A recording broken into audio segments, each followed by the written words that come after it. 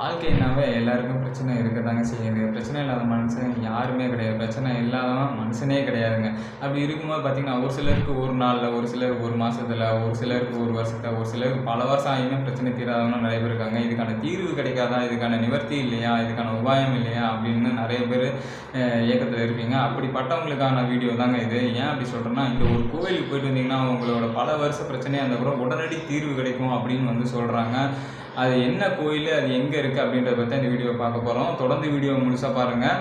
இது வரைக்கும் நம்ம பேஜை ஃபாலோ பண்ணாதவங்க மறக்காமல் நம்ம பேஜை ஃபாலோ பண்ணிக்கோங்க. அப்போ தான் நாங்கள் டெய்லி போகிற வீடியோ உங்களுக்கு தொடர்ந்து கிடைக்கும்.